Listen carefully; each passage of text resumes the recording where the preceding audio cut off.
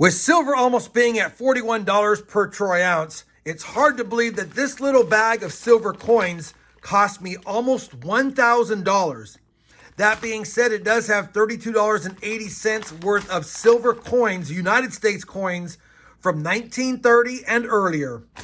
Let's crack into it, see if we have any better dates, any great looking coins, or maybe even some old rare ones.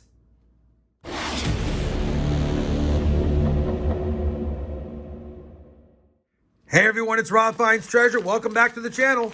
We've got $32.80 worth of older coins, and it looks like there might have been more at some point, so I'm probably getting second pickings. But either way, I'm excited to go through this bag of old goodies because it's nothing but older U.S. coins that I paid just under 30 times face for. So, supposed to be a lot of SLQs, some Barber stuffs, and some miscellaneous things in there. I'm kind of curious to see what it's got. And man, silver, it's getting higher and higher. And speaking of that, I've got a special video planned for Thursday. That being said, it's not Thursday, so let's crack into this. Let me get the side opened up. We'll dump out the coins, take a quick look, and then we'll begin the sort. All right, time to hear that beautiful sound of silver coins.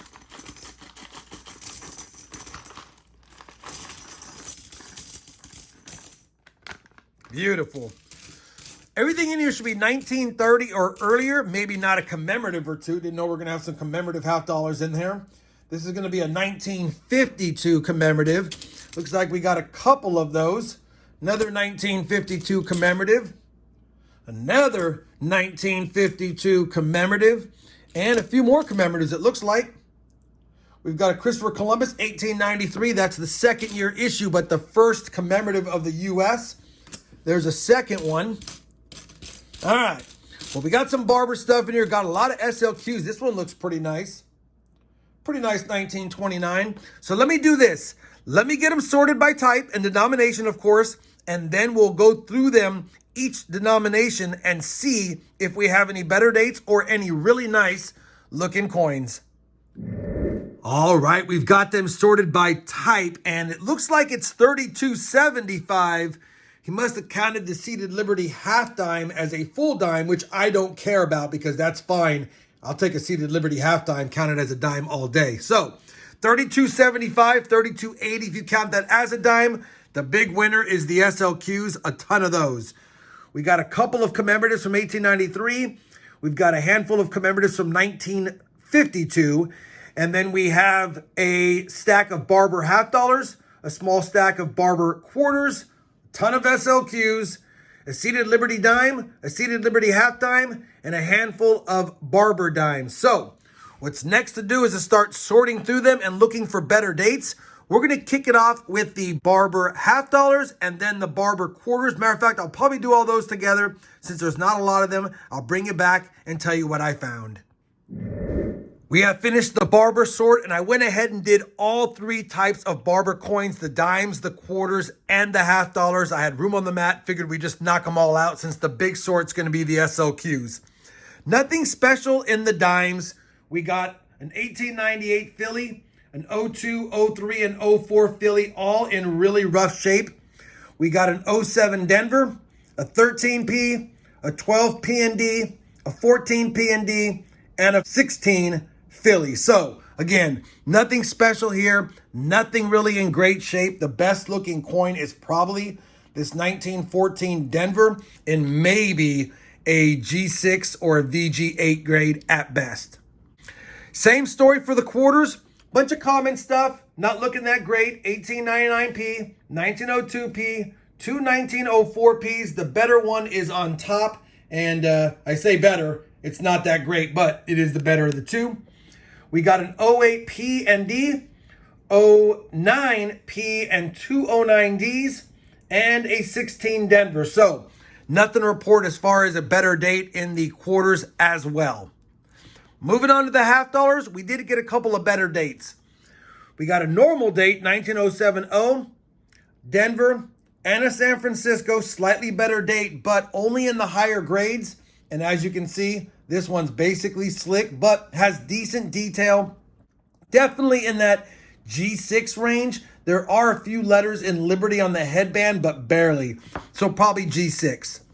Moving right along, we did get a pretty nice 1908 O, but it has a little bit of environmental damage, and unfortunately, it's one of the nicer coins with most of Liberty shown.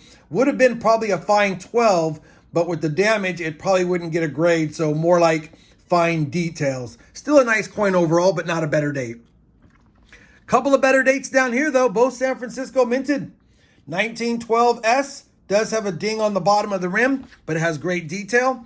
And a 1913S is a very low mintage with just over 600,000. Unfortunately, it's not in great shape, probably AG3, maybe G4. So, as far as the Barber stuff's concerned, that's the best date.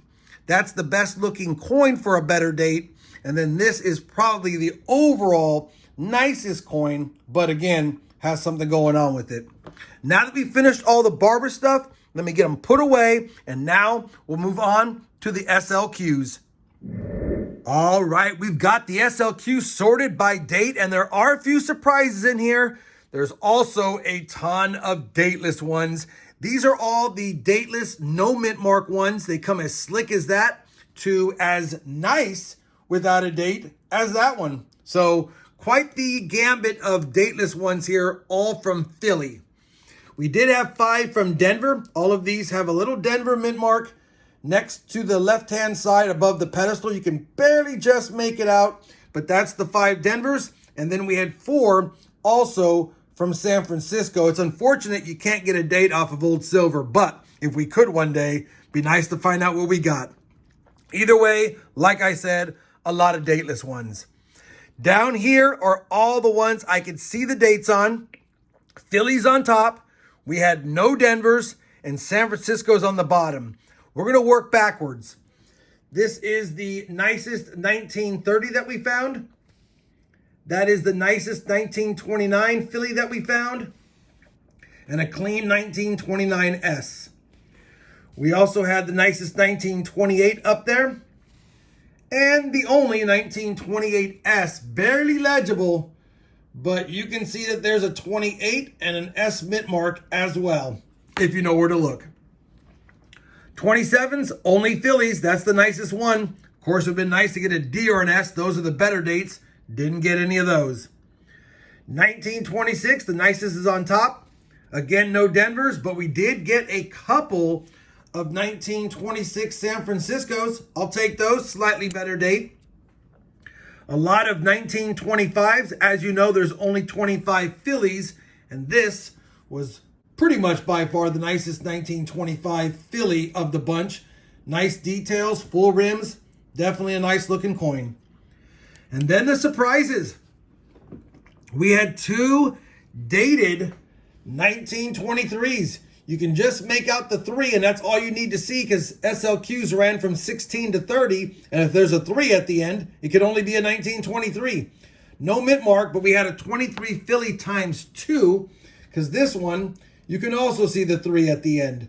So 2 1923s, both about the same condition. One has more authentic, one has been cleaned, but they both have great details. We also have, you can barely make out the last date. That is going to be an 8. And the one next to it has to be a 1. The reason why it has to be a 1 is the 8 in the date is near the top of the pedestal. And even though in this angle it kind of looks like a 2, it is a flat edge on the right side of the 1. And it has an S mint mark. So I'm 99% sure that this is going to be a 1918 San Francisco. I compared it to the 28. And the 8 in the 28 is much lower than that. So pretty certain it's a 1918S. That is a nice find. And we had 1 Type 1 SLQ. We know it's Type 1 because her ponytail points up. No date.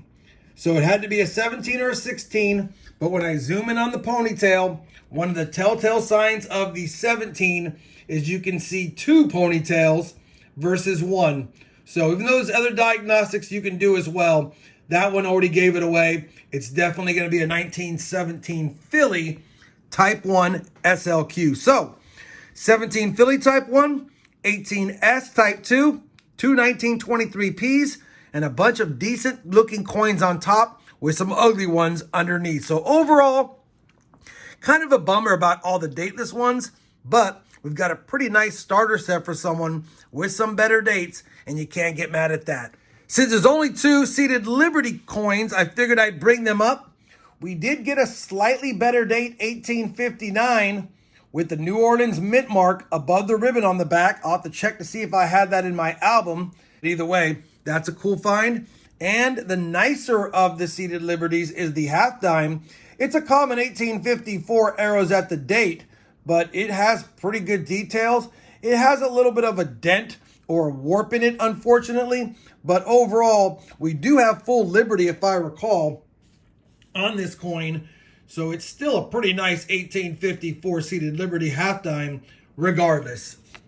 So, knowing that I paid near $1,000 for this collection, a bunch of SLQs, the commemorative halves, we got some Barber halves and Barber quarters for my stock, as you see back here. You guys can let me know down below in the comment section how you think I did. Either way, we only paid 29.7 times face, I believe.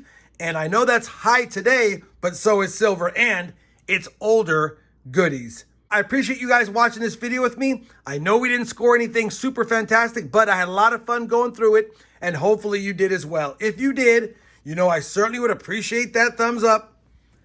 And as always, everyone, happy hunting, and thanks for watching.